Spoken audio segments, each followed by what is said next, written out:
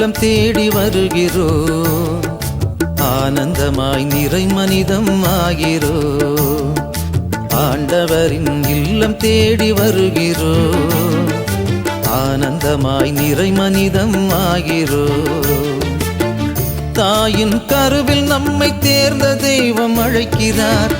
தாயின் கருவில் நம்மை தேர்ந்த தெய்வம் அழைக்கிறார். அவரில் ஒரு குடும்பமாக கூடுவோம்.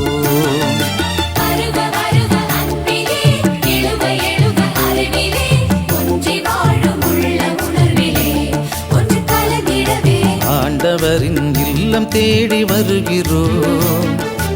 ஆனந்தமாய் நிறை மனிதம் ஆகிறோம்.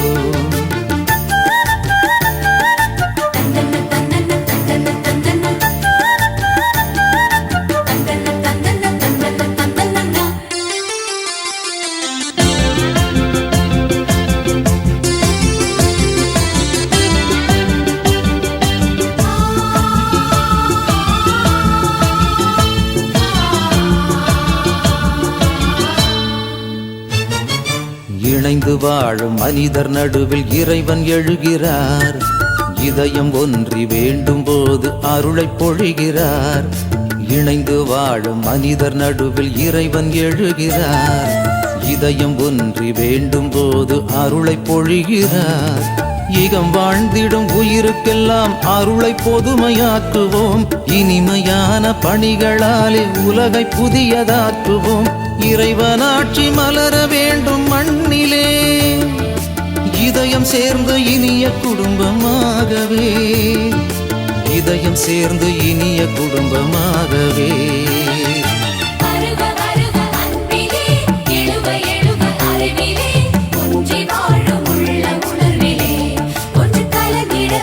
ஆண்டவரின் இல்லம் தேடி வருகிறோம்.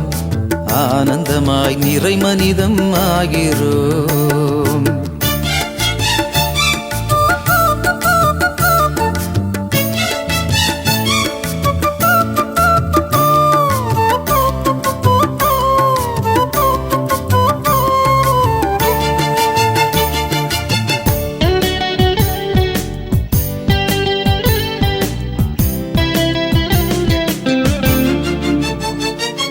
சிதறி வாழும் மனிதர் சேர கரங்கள் விரிக்கிறார். சிதைந்து போன மனிதம் மீட்க உயிரை தருகிறார். சிதறி வாழும் மனிதர் சேர கரங்கள் விரிக்கிறார். சிதைந்து போன மனிதம் மீட்க உயிரை தருகிறார். உறவு தாகம் கொண்ட அவரின் உள்ளம் கொண்டு வாழுவோம். தந்தை மகன் தூய ஆவியாரின் பெயராலே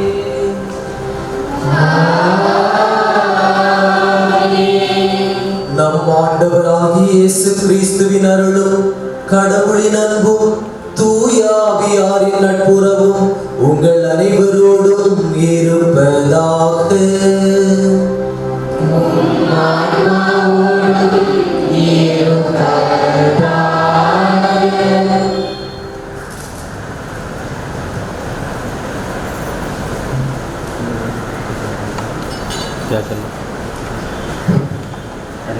கொடிய நோயிலிருந்தும் பயத்திலிருந்தும் பல்வேறு பிரச்சனைகளில் இருந்தும் சவாலை சந்திக்க வைத்து அதிலிருந்து எம்மை மீட்டெடுத்து இத்தனை நாட்கள் உமது சிறகின் நிழலில் வைத்து அரவணைத்து காத்தமைக்காக எம் அன்பு இறைவனுக்கு நன்றி.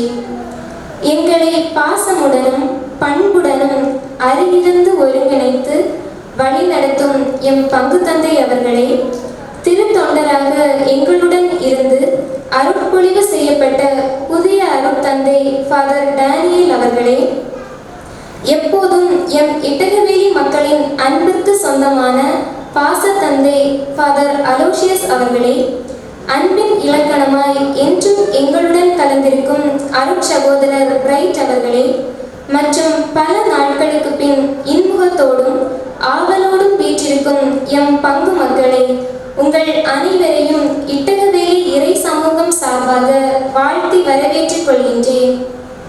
இன்று நாம் பொதுக்காலம் 17ஆம் ஞாயிறு திருப்பலியை சிறப்பிக்கின்றோம். இறைவனின் அரசில் ஒன்றிணைய அனைத்தையும் இழக்க தயாராக இருக்க வேண்டும் என இன்றைய திருவெளிப்பாடு நமக்கு நினைவூட்டுகிறது. விண்ணரசு ஒரு புதையலுக்கும் விலை மதிப்பற்ற ஒரு முத்துக்கும் ஒப்பானது என இயேசு குறிப்பிடுகின்றார். தம் சொத்துக்கள் அனைத்தையும் விற்று புதையல் உள்ள நிலத்தையும் ஒப்பற்ற முத்தையும் அடைய முயற்சிப்பது போன்று விண்ணரசை அடைய இவ்வுலகின் நாட்டங்களை கைவிட நாம் அழைக்கப்படுகின்றோம். மேலும் இந்நாட்களில் அதிகமாக ஜெபிப்போம். இறைவன் என்றும் நம்முடன் இருக்கிறார் என்ற நம்பிக்கையில் வாழ வரம் வேண்டி இத்திருப்பலியில் பக்தியுடன் பங்கேற்போம். இறையேசுவில் இனியவர்களே, இந்த மகிழ்ச்சியான மாலை வேளையிலே நாம் எல்லோரும் இந்த ஆலயத்தில் ஒன்று கூடி வந்திருக்கிறோம். இறைவனுக்கு நன்றி செலுத்துவதற்காகவும் இறைவன் நாள் வரை நம்மை பாதுகாத்து வருகின்ற அனைத்து நல்ல செயல்கள் எண்ணி நன்றி கூறுகின்ற வேளையிலே தொடர்ந்து இறைவன் நம் எல்லோரையும் நம் குடும்பங்களை நிறைவாக ஆசீர்வதிக்க வேண்டும் என்று ஜெபிக்க வந்திருக்கிறோம். இந்த நாளிலே நம்மோடு திருத்தொண்டராக பணியாற்றி இந்த மாதம் 7ஆம் தேதி குருவாக அருள் பொழிவு செய்யப்பட்டு இன்று தனது முதல் நன்றி திருப்பதி இந்த திரு ஆலயத்திலே திருப்பீடத்திலே ஒப்புக் கொடுக்கிறார். நமக்காக ஜெபிக்க இருக்கிறார் அருள் தந்தை டேனியல் ஆபிரகாம். அவருக்காக சிறப்பாக ஜெபிக்க உங்கள் எல்லோரையும் அன்போடு அழைக்கின்றேன். அவர் தோன்றுகின்ற இந்த பணி வாழ்வு இறையாட்சி விழுமியங்களை கொண்ட இறையாட்சியின் மக்கள் ஒவ்வொருவருக்கும் தன்னை முழுமையாக அர்ப்பணிக்க தனது பணி இலக்கை நிர்ணயித்து நல்ல பணிகளை முன்னெடுக்க இறைவன் நல்ல உடல் உள்ள நலனை கொடுக்க வேண்டும் என்று இந்த பலியை அவருக்காக சிறப்பாக ஜெபிப்போம். அத்தோடு நம் பங்கு சமூகத்திலே உள்ள ஒவ்வொரு குடும்பங்களையும் இறைவனது கருத்திலே ஒப்புக் கொடுப்போம். உடல்நலம் குன்றியிருக்கிறவர்கள் விரைவாக உடல்நலம் பெற வேண்டும் என்றும், வேலை வாய்ப்பு இல்லாமல் தவிக்கின்றவர்கள் வேலை வாய்ப்பினை பெற வேண்டும் என்றும், குடும்ப அமைதி இல்லாமல் இருக்கிறவர்கள் நிறைவான அமைதியை கண்டுகொள்ள வேண்டும் என்றும், அனைத்து விதத்திலையும் நம் இறை சமூகம் வளர்ச்சி பாதையை பயணிக்க வேண்டும் என்றும் ஒவ்வொரு குடும்பத்திற்காக நாம் சிறப்பாக ஜெபிப்போம். இன்னும் சிறப்பாக நமது ஆலய பணியானது விரைவாக முடிவதற்கு இறைவனது ஆசிர் நிறைவாக தேவைப்படுகிறது. பொருளாதார சூழலிலே நாம் பின்தங்கியவர்களாக இந்த பணியினை முன்னெடுத்து செல்ல தடுமாற்றத்தோடு இருக்கிற இந்த வேளையிலே இறைவன் நல்ல மனிதர்களுடைய உதவியை தர வேண்டும் என்று இந்த பதிலை சிறப்பாக ஜெபிப்போம். மேலும் இந்த திருப்பலியிலே ராமையன் என்னும் சகோதரருடைய 7ஆம் ஆண்டு நினைவுபலியாக ஒப்புக் கொடுக்கிறார்கள். இறைவன் இவருக்கு நித்திய பேருந்து வாழ்வை என்று அளித்தருள் இந்த கல்வாரி பலியிலே நாம் ஜெபிப்போம். திருப்பலி தகுதியான முறையிலே ஒப்புக் கொடுக்க தடையாக இருக்கக்கூடிய நம்முடைய குற்றங்கள் குறைகள் எல்லாவற்றையும் ஏற்று மனமருந்து இறைவனிடமும் அடுத்திருப்பவரிடம் மன்னிப்பு வேண்டுவோம்.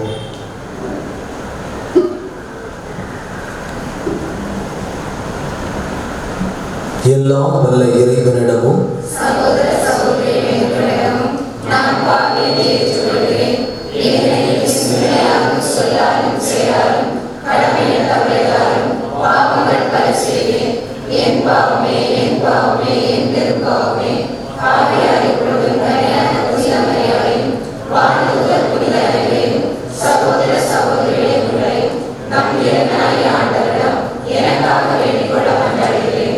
எல்லாம் வல்ல இறைவன் நம் மீது இரக்கம் வைத்து நம் பாவங்களை மன்னித்து நம்மை நிலை வாழ்வுக்கு அழைத்து செல்வாராக.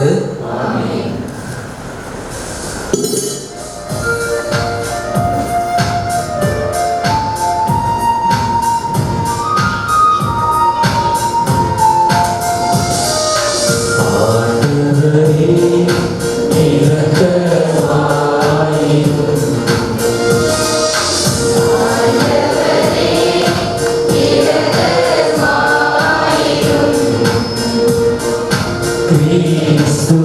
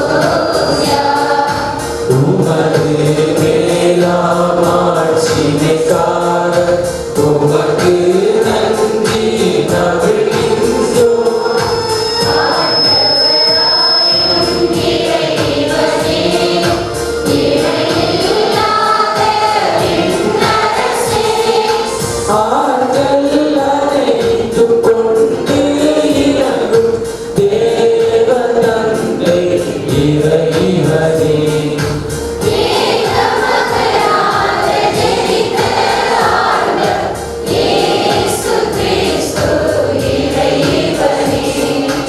ஆண்டவராயம் இறைவனே, இறைவனின் திருச்சொன்னரையே.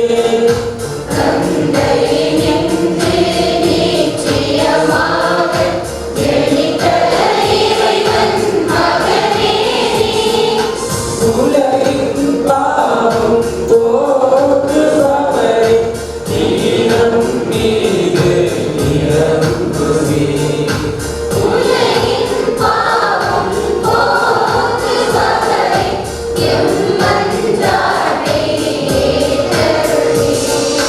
தந்தையின் கரத்தில் நீட்டியிருப்பவரே, தீனம் மீது இறங்குவே.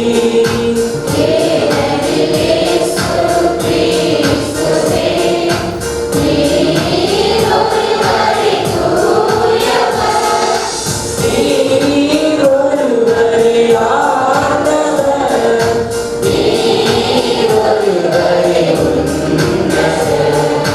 பரிசுத்த ஆவியுடன் தந்தை இறைவன் மாட்சியில் உள்ளவர் நீரே. ஆ ஆ ஆ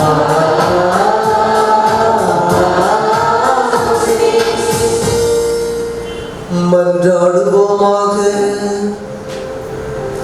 உம்மை எதிர்நோக்கி இருப்பவரை பாதுகாப்பவரான இறைவா, உம்மால் அன்றி ஆற்றல் வாய்ந்ததும் புனிதமானதும் எதுவும் இல்லை. எங்கள் மீது உமது இரக்கத்தை மென்மேலும் பொழிவதால் உம்மை எங்கள் தலைவராகவும் வழிகாட்டியாகவும் ஏற்றுக்கொண்டு நிலையானவற்றை நாங்கள் இப்போதே பற்றிக்கொள்ள நிலையற்ற இன்றைய நன்மைகளை பயன்படுத்த செய்வீராக. உம்மோடு தூயாவியாரின் ஒன்றிப்பில் இறைவனாய் என்றென்றும் வாழ்ந்து ஆட்சி செய்கின்ற எங்கள் ஆண்டவரும் உம் திருமகனுமாகிய இயேசு கிறிஸ்து வழியாக உம்மை மன்றாடுகின்றோம்.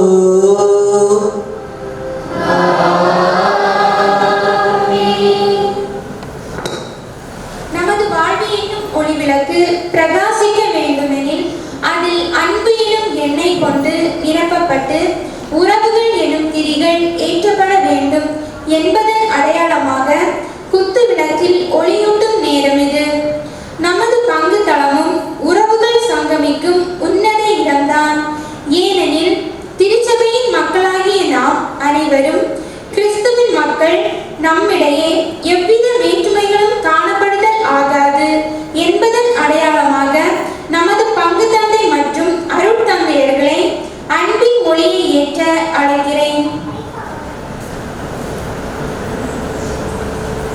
இறைவன் நமக்கு வாழ்வில் கொடையாக தந்துள்ள அனைத்து உறவுகளும் நாம் மதிப்பளிக்கவும் அன்பு செய்யவும் தேவைப்படும் நேரத்தில் உதவிடவும் கடமைப்பட்டுள்ளோம் என்பதன் அடையாளமாக எமது ஆலய பங்கு பேரவை நிர்வாகிகளை மகிழ்வின் ஒளியை ஏற்ற அழைக்கிறேன்.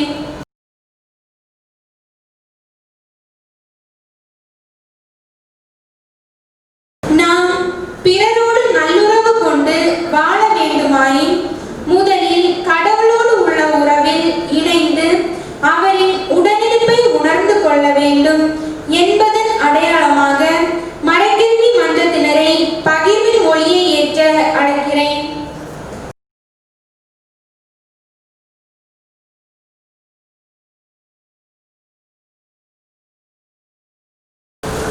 நம் குடும்பத்தினர் மட்டுமல்ல, நம்மை சுற்றி வாழும் அனைவரும் நம் உறவுகளே. விட்டு கொடுத்தலும் தட்டி கொடுத்தலுமே மகிழ்வான வாழ்விற்கு அடிப்படை என்பதன் அடையாளமாக அன்பிய ஒருங்கிணையத்தை பண்பின் ஒளியை ஏற்ற அழைக்கிறேன்.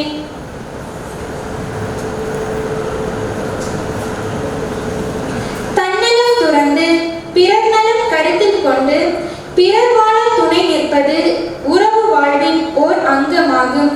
பிறருக்காக வாழ்வின் வாழ்வே இனிமையான வாழ்வு என்பதன் அடையாளமாக அழைக்கிறேன்.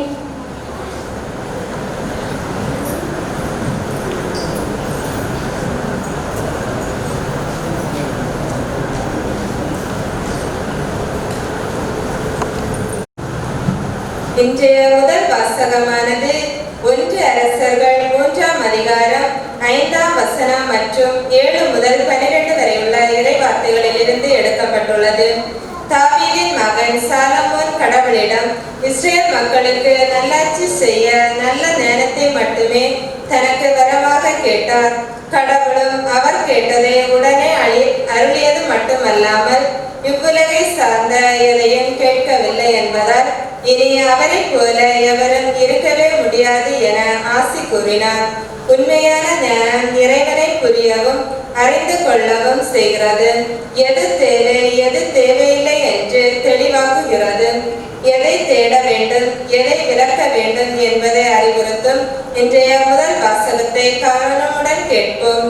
1 அரசர்கள் 3ஆம் அதிகாரம் 5ஆம் வசனம் மற்றும் 7 முதல் 12 வரை உள்ள இறை வார்த்தைகள்.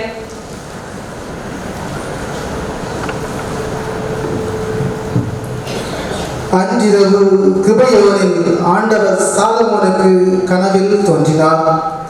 உனக்கு என்ன வரம் வேண்டும் கேள் என்று கடவுள் கேட்டார். என் கடவுளாகிய ஆண்டவரே, நீர் அடியேனை என் தந்தை தாவீதுக்கு பதிலாக அரசனாக்கியுள்ளீர். நான் செய்வதறியா சிறு பிள்ளை.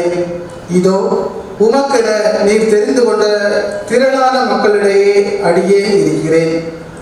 அவர்கள் எண்ணி கணிக்க முடியாத மாபெரும் தொகையினர். எனவே மக்களுக்கு நீதி வழங்கவும் நன்மை தீமை பகுத்தறியவும் தேவையான ஞானம் நிறைந்த உள்ளத்தை அடியேனுக்கு தந்தருளும். இல்லாவிடில் உமக்குரிய இம்மாபெரும் மக்களிடத்திற்கு நீதி வழங்க யாரால் இயலும் என்று கேட்டார். சாலமோன் இவ்வாறு கேட்டது ஆண்டவருக்கு உகந்ததாய் இருந்தது. கடவுள் அவரிடம் நீடிய ஆயுளையோ செல்வத்தையோ நீ கேட்கவில்லை, உன் எதிரிகளின் சாவையும் நீ விரும்பவில்லை. மாறாக நீதி வழங்க தேவையான ஞானத்தை மட்டுமே கேட்டிருக்கிறாய். இதோ நான் இப்பொழுது நீ கேட்டபடியே செய்கிறேன். உனக்கு நிகராக உனக்கு முன்பே எவரும் இருந்ததில்லை, உனக்கு பின்னே இருக்கப் போவதும் இல்லை. ஆண்டவரின் அருள்வாக்கு.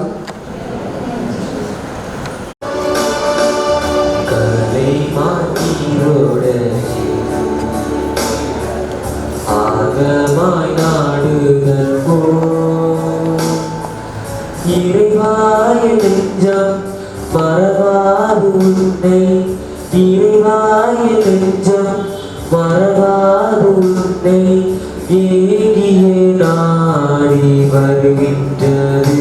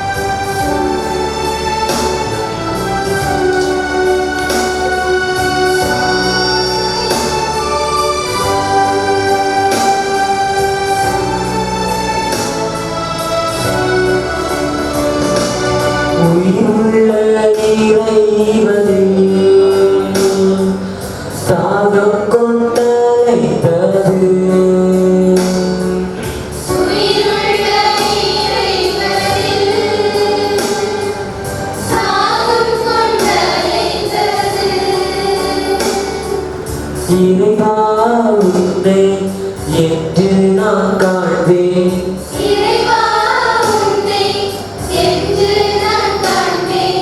கண்ணீரே என்பன் உணவானது, கலை மாற்றோடு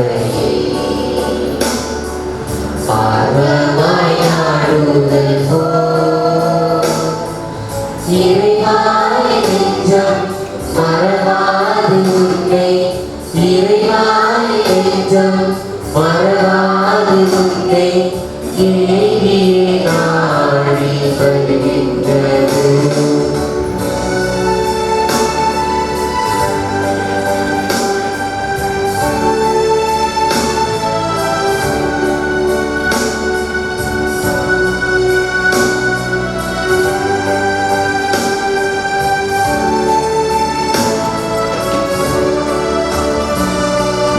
மக்களின் கூட்டத்தோடு விழாவில் காணப்பேனே. மக்களின் கூட்டத்தோடு விழாவில் கலந்தேனே. அக்களிப்போடு இவற்றை நான் நினைக்க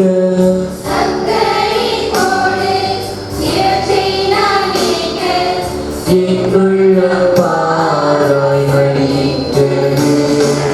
கலைமானீரோடு ஆர்வமாய் நாடுதல் போல் இறைவாய நெஞ்சம் மறவாது உன்னை. இறைவாய நெஞ்சம் மறவாது உன்னை ஏகிய நாடி வருகின்றது.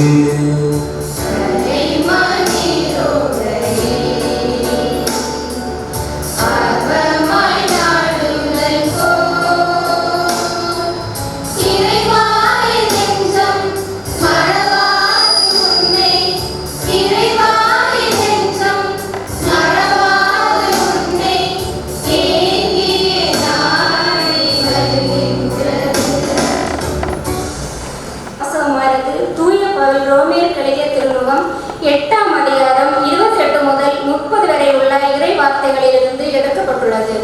மனிதன் எவ்வளவு தான் பொருள் கொண்டிருந்தாலும் விண்ணரசில் செல்வத்தை சேர்த்து வைக்க மறந்துவிடக் கூடாது. கடவுளின் அன்புக்கு உரியவராகும் போது ஆவியானவரின் ஒத்துழைப்பும் நமக்கு கிடைக்கின்றது. தான் அழைத்தவரை தனக்கு ஏற்புடையவராக்கி தம் ஆட்சியில் பாவம் கொள்ள செய்வார் என்பதை கூறும் வாசகத்தை கேட்போம். தூய பவுல் ரோமியர் எழுதிய திருமுகம் 8ஆம் அதிகாரம் 28 முதல் 30 வரை உள்ள இறை வார்த்தைகள். மேலும் கடவுளிடம் அன்பு கூறுவதோடு, அதாவது அவரது திட்டத்திற்கேற்ப அழைக்கப்பட்டவர்களோடு அவர்கள் நன்மைக்காகவே ஆவியார் அனைத்திலும் ஒத்துழைக்கிறார் என்பது நமக்கு தெரியும். தம்மால் முன்பே தேர்ந்து கொள்ளப்பட்டவர்கள் தம் மகனின் சாயலுக்கேற்றவாறு இருக்க வேண்டும் என கடவுள் முன்குறித்து வைத்தார். அச்சகோதர சகோதரிகள் பலரும் தம் மகன் தலைப்பேரானவராய் இருக்க வேண்டும் என்று இப்படி செய்தார். தாம் முன்குறித்து வைத்தோரை அவர் அழைத்திருக்கிறார். தாம் அழைத்தோரை தமக்கு ஏற்புடையராக்கியிருக்கிறார். தமக்கு ஏற்புடையவரை தாம் ஆட்சியில் பங்கு பெற செய்தார். ஆண்டவரின் அருளாக்கு.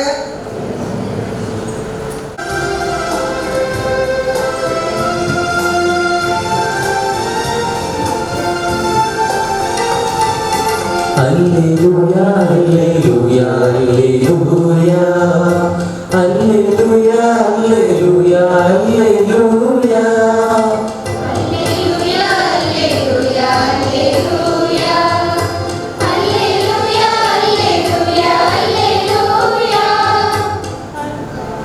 தந்தையே விண்ணிற்கும் மண்ணிற்கும் ஆண்டவர் உம்மை போற்றினேன். அல்லேலூயா அல்லேலூயா அல்லேலூயா அல்லேலூயா அல்லேலூயா அல்லேலூயா அல்லேலூயா அல்லேலூயா அல்லேலூயா அல்லேலூயா. ஆண்டவர் உங்களோடு இருப்பாராக.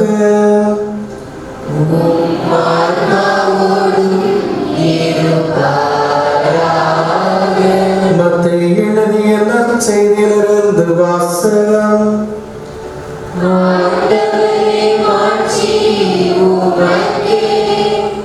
நூற்பிரிவு 13 இறை வார்த்தைகள் 44 முதல் 52 முடிய. நூற்பிரிவு 13 இறை வார்த்தைகள் 44 முதல் 52 முடிய. ஒருவர் நிலத்தில் மறைந்திருந்த புதையல் ஒன்றை கண்டுபிடிக்கிறார்.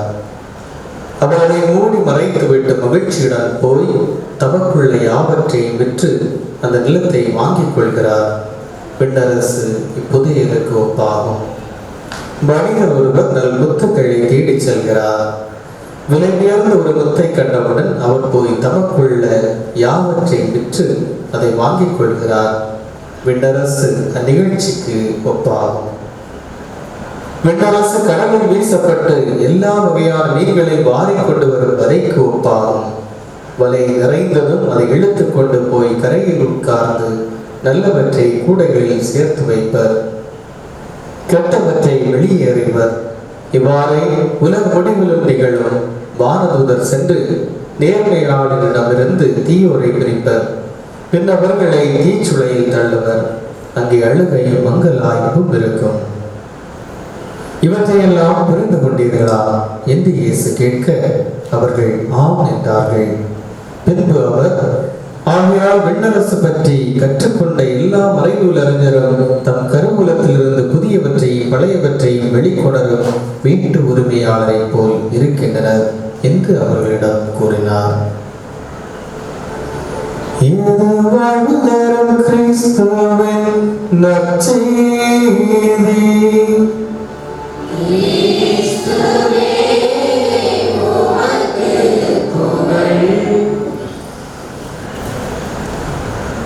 நீ நுழைய அச்சப்படும் குகைக்குள் தான் நீ விரும்பும் புதையல் மறைந்திருக்கின்றது. இயேசுவில் அன்புமிக்க சகோதர சகோதரிகளே, பாசமிகு குழந்தைகளே, ஒரு கேள்வியோடு இன்றைய சிந்தனையை நாம் தொடங்குவோம். யார்கிட்ட கேட்கலாம் கேள்வி? எல்லாரும் கேட்கலாம், பிள்ளைங்கள்ட்ட கேட்கலாம். நீங்கள் எல்லாம் படிக்கிறீங்களா? படிக்கிறீங்களா? படிக்கிறீங்களா? ஏன் படிக்கிறீங்க? எதுக்கு படிக்கிறீங்க? நாலேஜ் டெவலப் பண்ணுறதுக்கு. Very good. அப்புறம் எதுக்கு படிக்கிறீங்க? நல்ல வேலை கிடைக்கணும். நல்ல வேலை கிடைச்சு நல்லா சம்பாதிக்கலாம். பணம் சம்பாதிப்பதற்காக நாம் படிக்க வேண்டும். இது நம்முடைய சிந்தனை மட்டுமல்ல, உலகில் படிக்கக்கூடிய எல்லோருடைய எண்ணமும் நான் வளர்ந்து நல்ல வேலைக்கு சென்று நல்ல உயர்நிலையை அடைந்து அதன் மூலம் நிறைய பணத்தை சம்பாதிக்க வேண்டும். பணம் யாருக்கு சம்பாதிக்க வேண்டும்? எனக்கு மட்டும் நான் சம்பாதித்தால் போதுமா?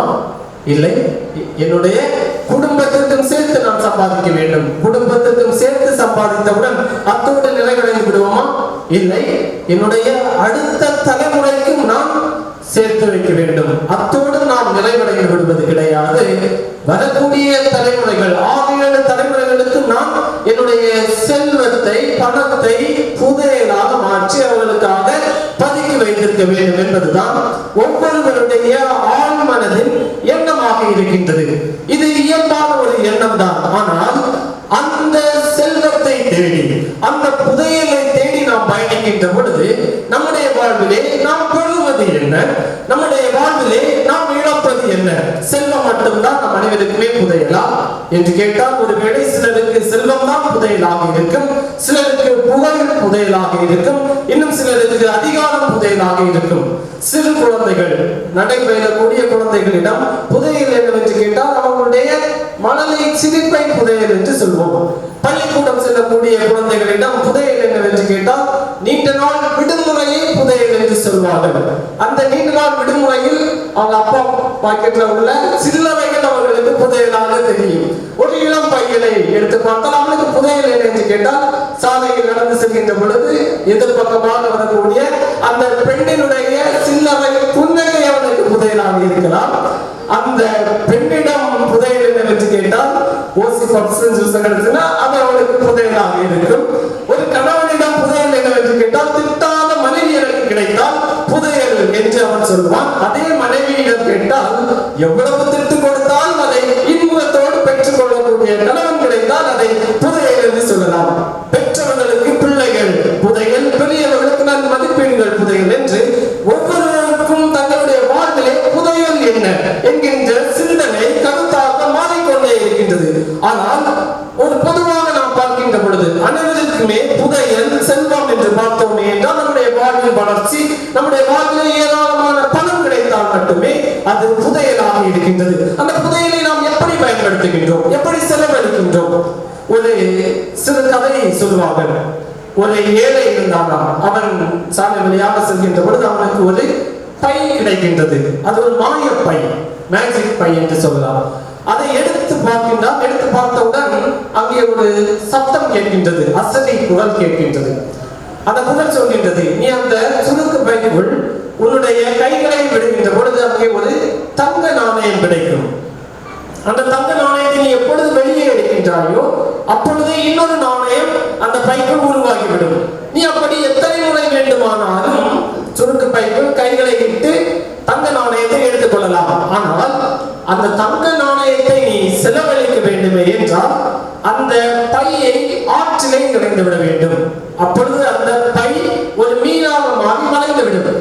அதன் பிறகுதான் அந்த தங்க நாணயத்தை நீ செலவழிக்க முடியும். அதற்கு முன்பாக நீ செலவழித்தாய் என்றால் அது சாம்பலாகி போய்விடும் என்று. இவனுக்கு தங்கம் கிடைச்சிருச்சு, புதையல் கிடைச்சிருச்சு. ஆனா அந்த பையை நாம இழக்கணுமே, என்ன பண்றது? அவனுக்குள்ள ஒரே குழப்பம். அவன் வீட்டுக்கு போலாம். வீட்டுக்கு போய் ஒவ்வொரு முறையும் கையை விட்டு எடுத்து நிறைய தங்க நாணயங்களை எடுக்கின்றான். வீட்டுல பெட்டி பெட்டி பெட்டியா அவன் தங்க நாணயத்தை சேமித்தாச்சு. ஆனா அதை செலவழிக்க முடியாது. அப்போ அவன் செலவுக்கு என்ன பண்ணுவான்? வெளியில போய் பிச்சை எடுத்து அவன் வாங்கிட்டான். ஆனால் ஒவ்வொரு நாளும் வீட்டுக்கு வருகின்ற பொழுது அந்த நாணயத்தை எடுத்து வீடு ஃபுல்லா நிரப்பி ஆயிடுச்சு. ஆனாலும் அவனுக்கு அந்த சுருக்கு பையை ஆற்றிலே இறைந்து விட வரவில்லை. தொடர்ந்து அப்படியே செய்து கொண்டிருக்கின்றான். ஒரு நாள் வயதாகி இறந்து விடுகின்றான், ஒரு பிச்சைக்காரனாகவே.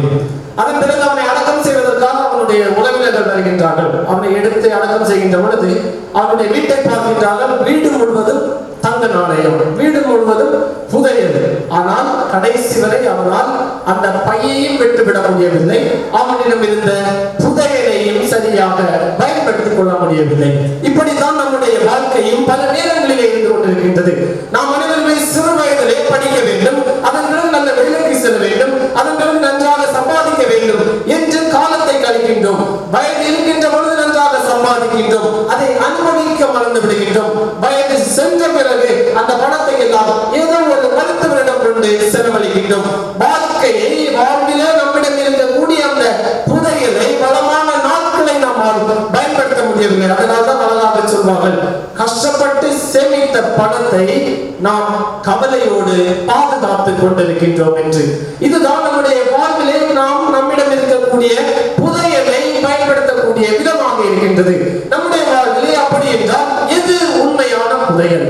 அந்த உண்மையான புதையலை எப்படி நாம் பெற்றுக்கொள்ள முடியும்? அந்த உண்மையான புதையலை நாம் நம்முடைய வாழ்விலே எப்படி அனுபவிக்க முடியும்? அந்த உண்மையான புதையலை நாம் எங்கிருந்து பெற்றுக்கொள்ளலாம் என்ற பல கேள்விகளோடு நாம் இன்றைய வழிபாட்டையும் இன்றைய வாசகங்களையும் தியானித்தோம் என்றால் நமக்கு அருமையான சிந்தனை பதிலாக கிடைக்கின்றது. இயேசுவில் அன்புமிக்க சகோதர சகோதரிகளே, ஆண்டின் பொதுக்காலம் 17வது ஞாயிற்றுக்கிழமையை கொண்டாடி கொண்டிருக்கின்றோம். இந்த வேளையிலே நாம் வாசித்த நற்செய்தி வாசகத்திலே இயேசு 2 புதையல் உவமையை சொல்கின்றார். 2 விதமான உவமை. அதிலே ஒன்று புதையல் உவமை. புதையல் உவமை, ஒருவன் ஒரு நிலத்திலே புதையலை கண்டுபிடிக்கின்றான்.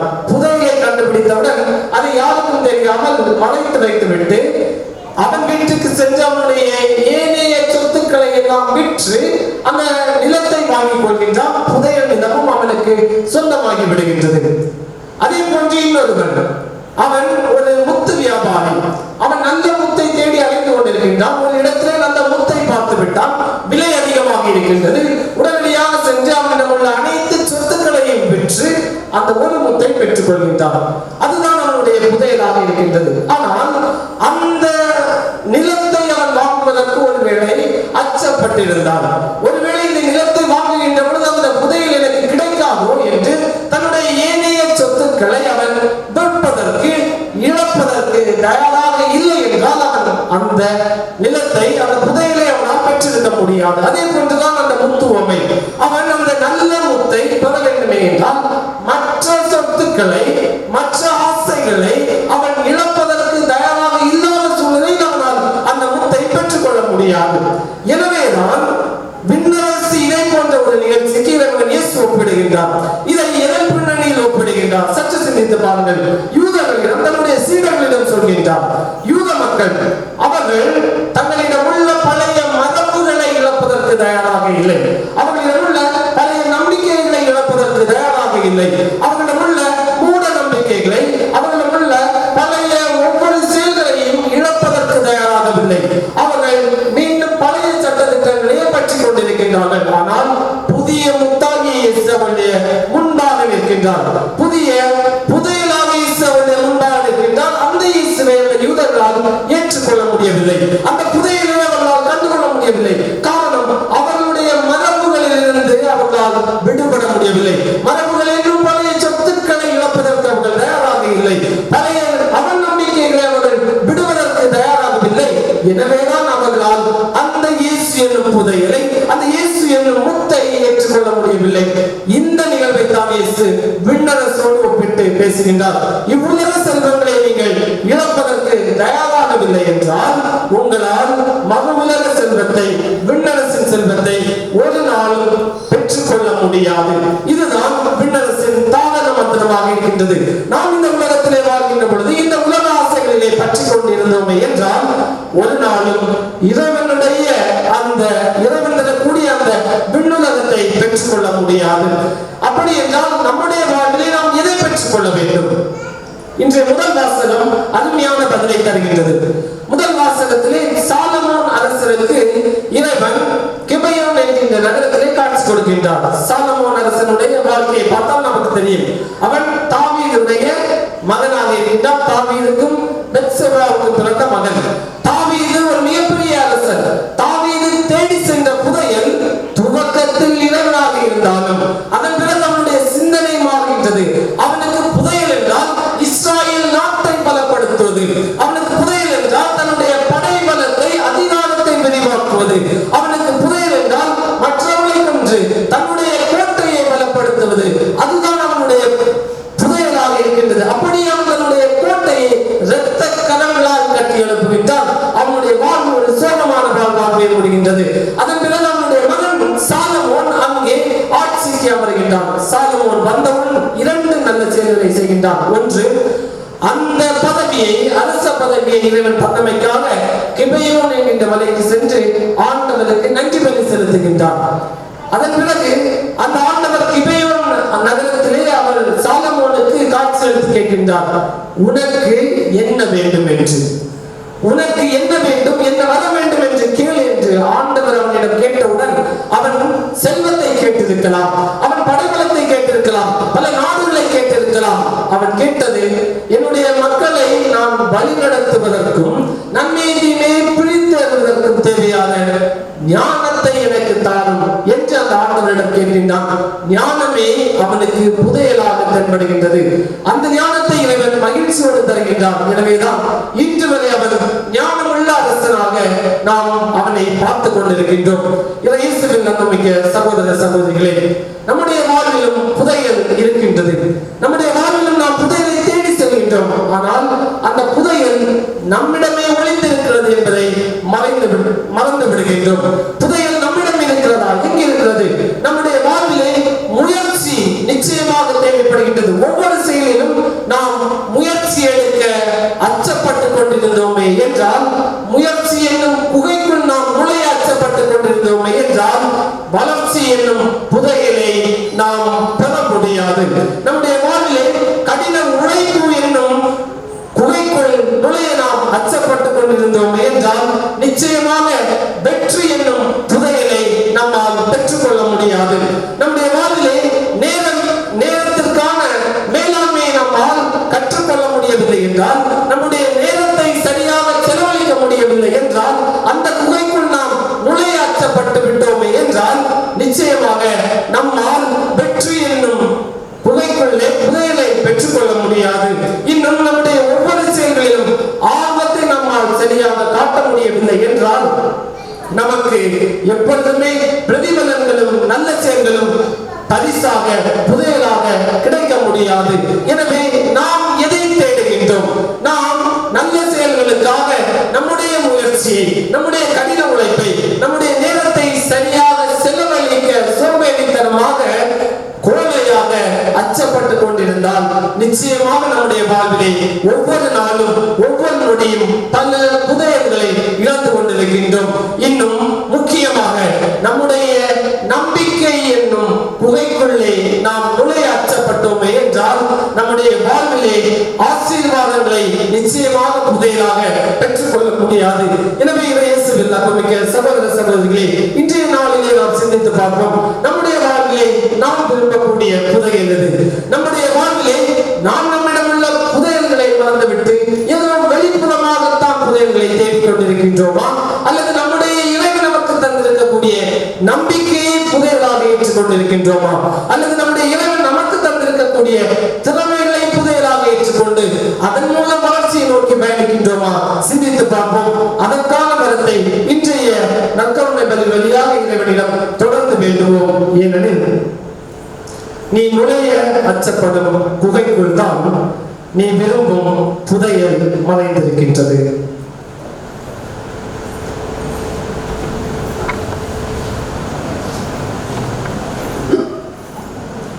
அனைவரும் எழுந்து நம்முடைய நம்பிக்கை அறிக்கை வெளிப்படுத்துவோம்.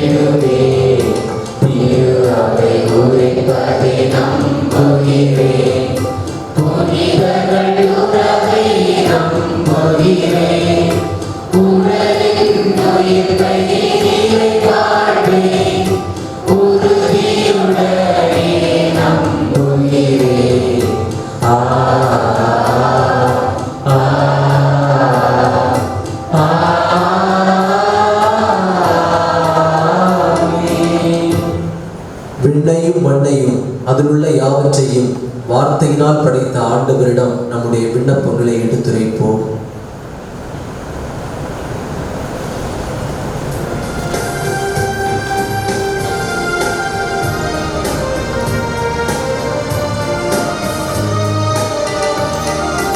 ஆண்டவரே, எங்கள் மன்றாட்டை தயவாய் கேட்டருளும்.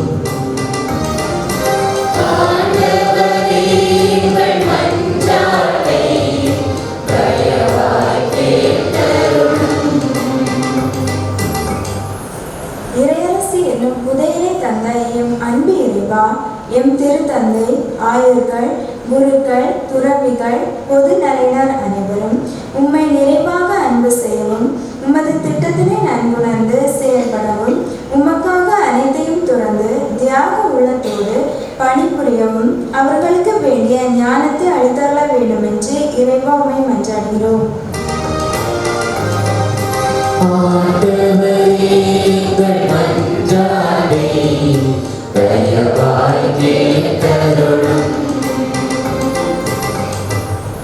வெகு உரையாடவும் உறவுகளை மேம்படுத்தவும் மதிக்கவும் நாங்கள் மறந்திருக்கின்றோம். நீர் கொடுத்த இந்த உறவுகள் உண்மையான மகிழ்ச்சி நிறைந்த வாழ்வை வழங்கிடவும் கூடி ஜெபிக்கவும் திருக்குடும்பங்களாக மாறவும் தொற்று நோயின் தாக்கத்திலிருந்து அனைவரையும் காத்திடவும் தேவையான அருளை பொழிய வேண்டும் என்று இறைவா உம்மை மன்றாடுகிறோம். எம் வாழ்க்கையின் கலைஞரை தீபமே இறைவா, புதிய விடியலை நோக்கி காத்திருக்கும் உலக மக்களை தொற்று நோயிலிருந்து காத்து மீண்டும் இயல்பு நிலைக்கு மாறவும் உம் பணியாற்றிடும் திரு அவை பணியாளர்களை பாதுகாத்து வழிநடத்திட இறைவா உம்மை மன்றாடுகிறோம்.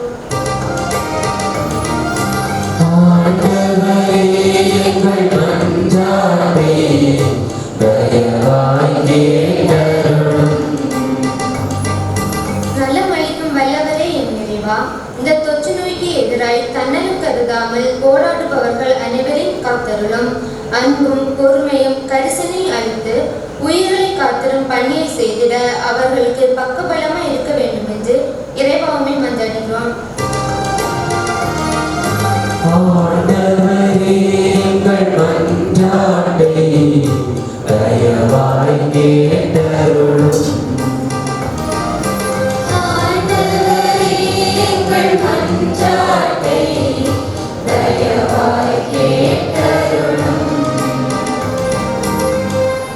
நம்முடைய தனிப்பட்ட தேவைகளுக்காக மன்றாடுவோம்.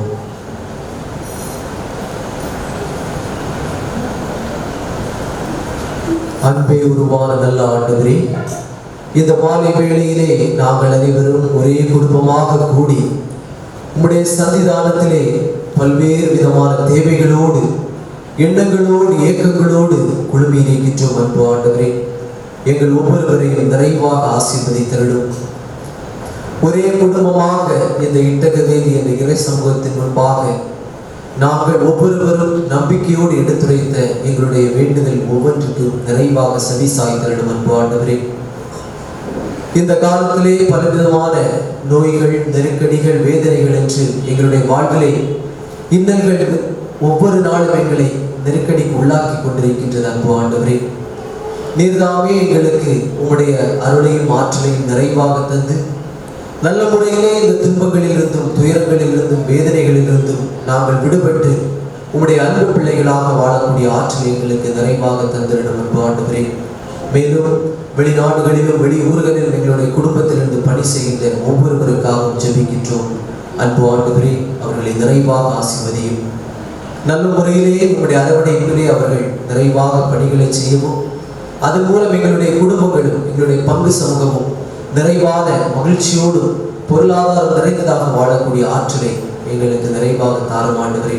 மேலும் எங்களுடைய குடும்பங்களிலிருந்து பல்வேறு விதமான உயர் படிப்புகளுக்காக தயார் செய்து கொண்டிருக்கின்ற ஒவ்வொரு பிள்ளைகளையும் நிறைவாக ஆசீர்வதியும். அன்பு ஆண்டவரே, நீர்தாமே அவர்களுக்கு இந்த நேரத்திலே எந்த பாடங்களை படிப்பது, எங்களுடைய வாழ்வுக்கு நாங்கள் எதை தேர்ந்தெடுத்துக் கொள்வது என்ற நல்ல ஒரு சிந்தனை தெளிவை கொடுத்து நல்ல முறையிலே எங்களுடைய வாழ்வை அமைத்துக் கொள்ளக்கூடிய ஆற்றலை எங்களுடைய பிள்ளைகளுக்கு நிறைவாக கொடும் ஆண்டவரே.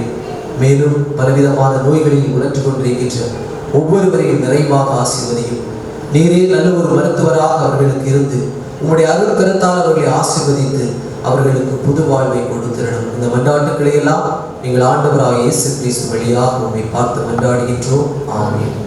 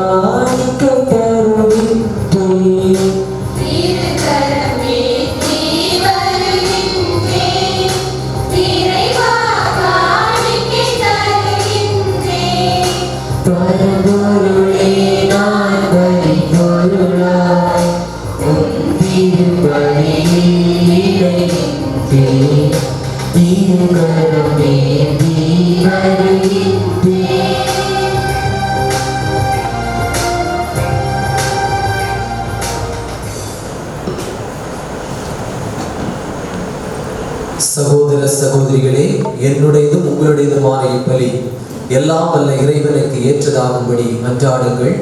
ஆண்டவர் தமது பேரின் புகழ்ச்சிக்காகவும் ஆட்சிக்காகவும் நமது நன்மைக்காகவும் புனித திருவாவை அனைத்து நலனுக்காகவும் உமது கையிலிருந்து இவரையே ஏற்றுக்கொள்வாராக. ஆண்டவரே, நீர்தாமே வாரி வழங்கிய கொடைகளிலிருந்து நாங்கள் கொண்டு வரும் இக்காணிக்கைகளை ஏற்றருளும். அதனால் உமது அருளின் ஆற்றலால் செயல்படும் இப்புனிதமிக்க மறை நிகழ்வுகள் இவ்வுலகில் எங்கள் வாழ்வை புனிதப்படுத்தி நிலையான பேரின்பத்திற்கு இட்டு செல்வனவாக எங்கள் ஆண்டவராகிய கிறிஸ்து வழியாக உம்மை மன்றாடுகின்றோம்.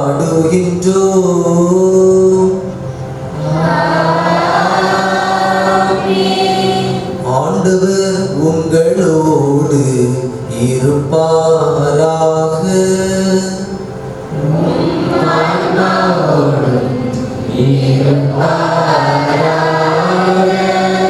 இதயங்களை மேலே எழுப்புங்கள்.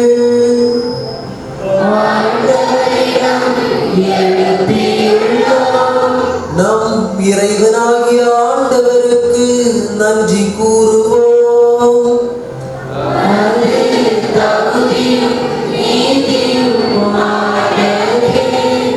ஆண்டவரே, தூயவரான தந்தையே, என்றும் உள்ள எல்லாம் வல்ல இறைவா, எந்நாளும் எவ்விடத்திலும் நாங்கள் உமக்கு நன்றி செலுத்துவது மெய்யாகவே தகுதியும் நீதியும் ஆகும். எங்கள் கடமையும் மீட்புக்குரிய செயலும் ஆகும். ஏனெனில் நீர் உலக அனைத்தையும் படைத்தீர், காலங்களின் மாற்றங்களையும் முறைப்படுத்தினீர், உமது சாயலில் மனிதரை உருவாக்கினீர். இவ்வுலகின் வியத்தகு பொருட்கள் எல்லாவற்றையும் அவர்களுக்கு பணிய வைத்தீர். இவ்வாறு அவர்கள் உமது படைகள் அனைத்தின் மீதும் உம் பதிலாட்களாக ஆட்சி செலுத்தவும் உம் செயல்களின் மேன்மையை கண்டு உம்மை இடையராது புகழ்ந்தேத்தவும் எங்கள் ஆண்டவராகிய கிறிஸ்து வழியாக செய்தருளினீர். ஆகவே நாங்கள் வானதூதர் அனைவரோடும் சேர்ந்து உம்மை புகழ்ந்தேத்தி அக்களித்து கொண்டாடி ஆர்ப்பரித்து பாடுவதாவது: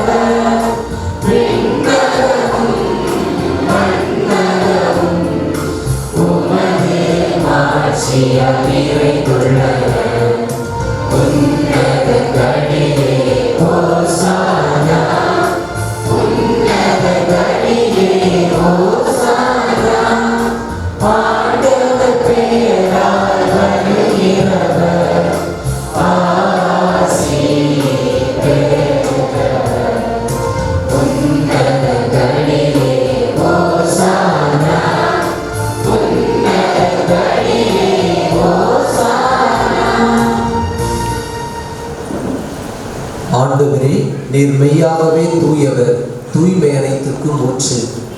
ஆகவே உம்முடைய ஆவியை பொழிந்து இக்காணிக்கைகளை தூய்மைப்படுத்த உம்மை வேண்டுகின்றோம். இவ்வாறு எங்கள் ஆண்டவர் இயேசு கிறிஸ்துவின் உடலும் இரத்தமுமாக எங்களுக்கு இவை மாறுவனவாக.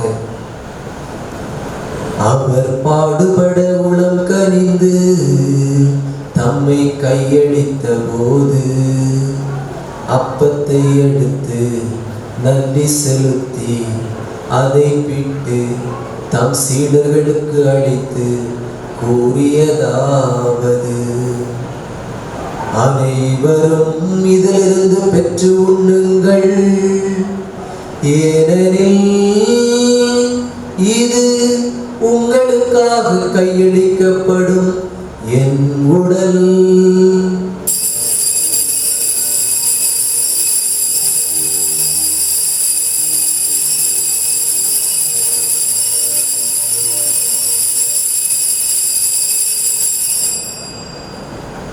அவ்வண்ணமே இரவு விருந்தை அருந்திய பின் கிண்ணத்தையும் எடுத்து மீண்டும் உமக்கு நன்றி கூறி தம் சீடர்களுக்கு அளித்து அவர் கூறியதாவது: அனைவரும் இதிலிருந்து பெற்று பருகுங்கள், ஏனெனில் இது புதிய நிலையான உடன்படிக்கைக்குரிய என் இரத்தத்தின் கிண்ணம். இது பாவ மன்னிப்புக்கென்று உங்களுக்காகவும் பலருக்காகவும் சிந்தப்படும். இதை என் நினைவாக செய்யுங்கள்.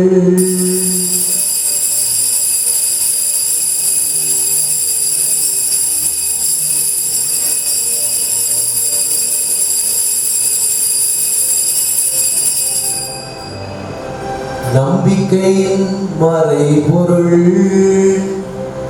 ஆண்டவரே, நீர் வருவளவும் உமது இறப்பினை அறிக்கையிடுகின்றோம். உமது உயிர்ப்பினையும் எடுத்துரைக்கின்றோம். ஆகவே ஆண்டவரே, நாங்கள் கிறிஸ்துவின் இறப்பினையும் உயிர்ப்பினையும் நினைவு கூர்ந்து வாழ்வு தரும் அப்பத்தையும் மீட்பளிக்கும் கிண்ணத்தையும் உமக்கு ஒப்புக் கொடுக்கின்றோம். உன் திருமுன் நின்று உமக்கு ஊழியம் புரிய தகுந்தவர்கள் என எங்களை ஏற்றுக்கொண்டீர். எனவே உமக்கு நன்றி செலுத்துகின்றோம். மேலும் கிறிஸ்துவின் உடலிலும் இரத்தத்திலும் பங்கு கொள்ளும் எங்களை தூய ஆவியார் ஒன்று சேர்க்க வேண்டும் என உம்மை தாழ்மையுடன் மன்றாடுகின்றோம். ஆண்டவரே, உலகெங்கும் பரவி இருக்கும் அது திரு அவை நினைவு கூர்ந்தாலும் எங்கள் திருத்தந்தை பிரான்சிஸ், எங்கள் முன்னாள் ஆளுநர் ஜெரோம்தாஸ், எங்களது திருத்தூதரக நிர்வாகி அந்தோணி பாப்புசாமி, எல்லா திருநிலையினர் ஆகிய அனைவரோடும் உமது திரு அவை அன்பில் நிறைவு பெற செய்தருளும். மேலும் உயிர்த்தெழுந்த குடத்தில் உள்ள எங்கள் சகோதர சகோதரிகளையும் இன்று நாங்கள் நினைவுகின்ற ராமையன் என்னும் சகோதரரை ஒளிமிக்கும் திருமணம் ஏற்றுக்கொள்ளும். எங்கள் அனைவரும் மீது இரக்கமாயிரும். கடவுளின் கனித்தாயார் பிரதமரியா, அவருடைய கடவுளான பிரத சுசேப்பர், திருத்துதர்கள், இவ்வுலகிலும் புகழ்ந்தவராய் இருப்போராகிய புனிதர் அனைவருடன் நாங்கள் வாழும் பங்குகளும் தகுதி பெற்று உம் திருமகனை இயேசு கிறிஸ்து வழியாக உம்மை புகழ்ந்து மரபருள்ள உம்மை மன்றாடுகின்றோம்.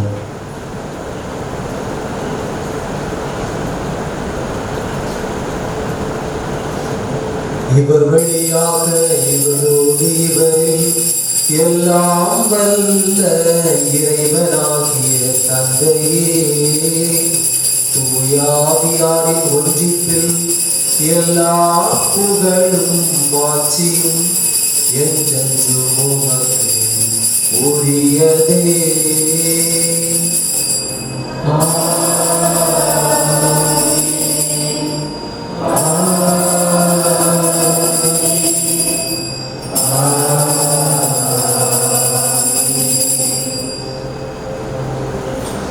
மீட்பரின் கட்டளையால் கற்பிக்கப்பட்டு இறைபடிப்பினையால் பயிற்சி பெற்ற நாம் துணிந்து பாடுவோம்.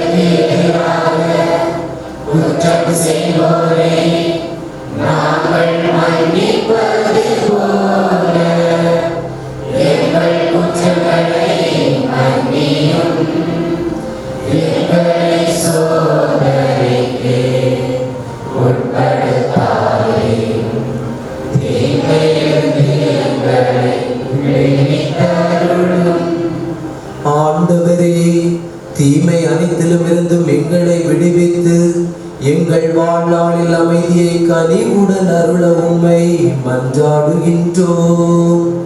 உமது இரக்கத்தின் உதவியால் நாங்கள் பாவத்திலிருந்தும் எப்போது விடுதலை பெற்று யாதொரு கலக்கமுமின்றி நலமாயிருப்போமாக.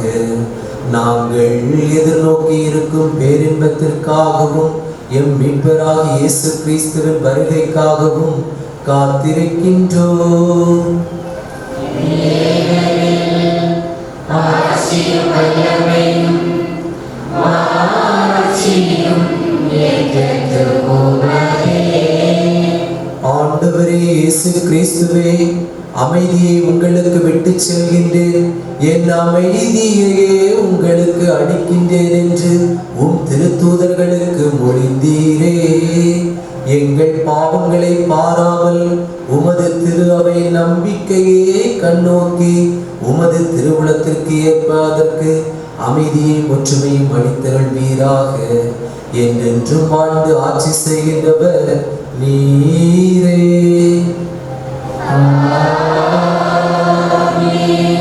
ஆண்டவருடைய அமைதி உங்களோடு என்றும் இருப்பதாக.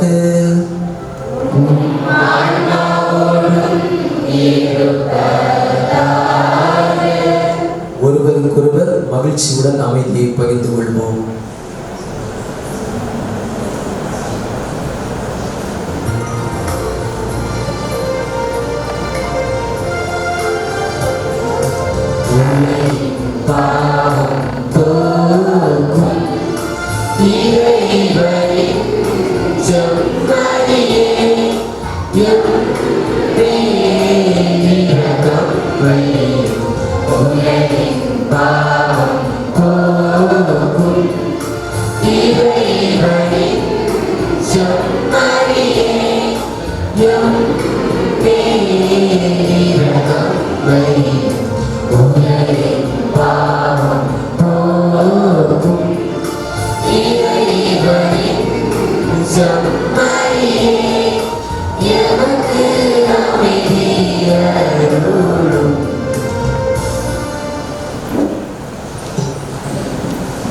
இதோ இறைவனின் செம்மறி, இதோ உலகின் பாவங்களை போக்குபவர்.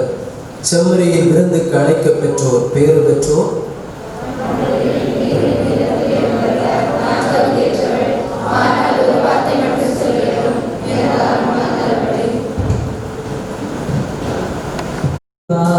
உணர்வடிவில் வருவாய், பாடும் உள்ளம் என்னை தேற்றவா,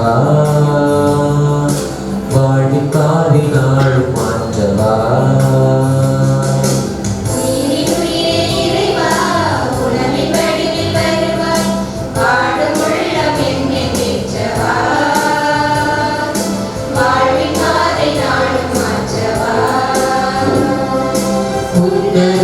வருகையில் உலகமே மனிதரும் உயிரிவா, உணவின் வழியில் வருவாய், வாழும் உள்ளம் என்னை தேற்றவா,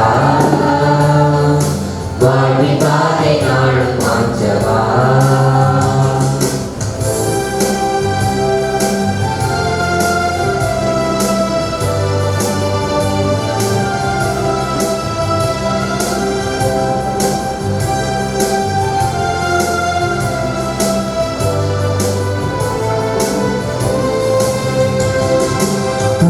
நாளையும் உடலை சிரித்து உணவு மரியாதை தந்தாய்.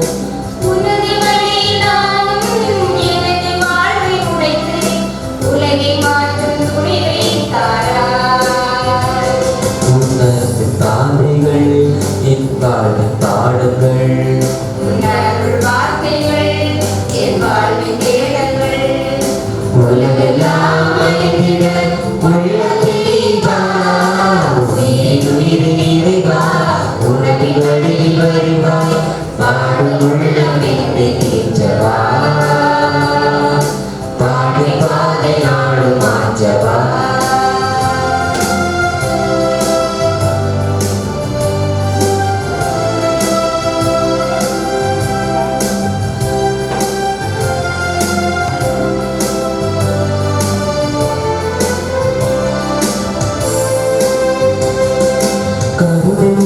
பேசி கனிவு செயல் காட்டி கடவுள் ஆட்சி கனவை தந்தார்.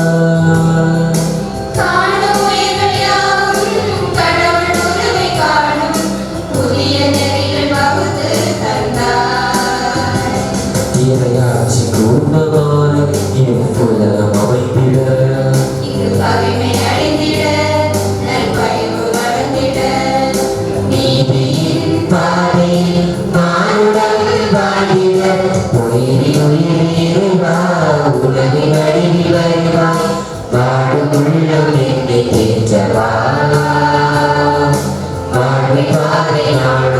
மாற்றவா.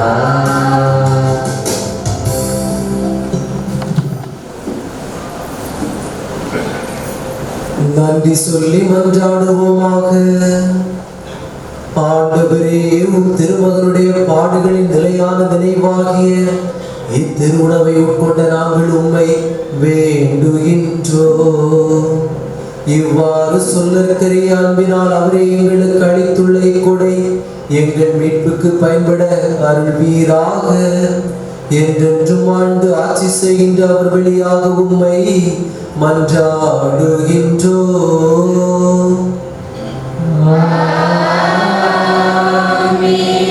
ஆண்டவர் உங்களோடு இருப்பாராக.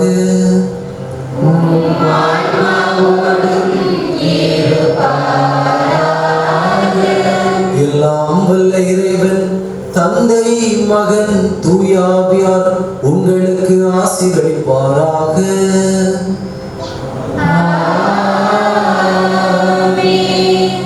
இறைவன் அளிக்கின்ற நிலையான புதையலை தேட சென்று வாருங்கள். திருப்பலி நிறைவேறிற்று. இறைவனுக்கு நன்றி.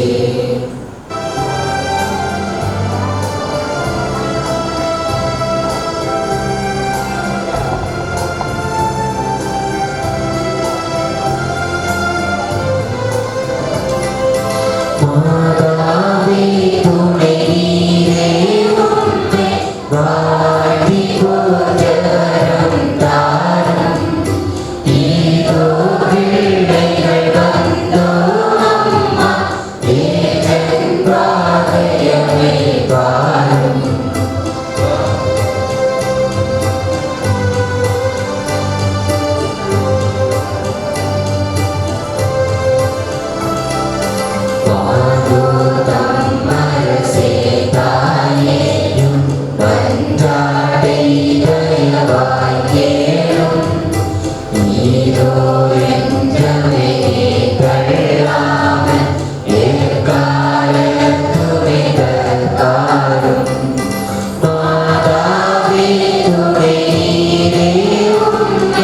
Bye.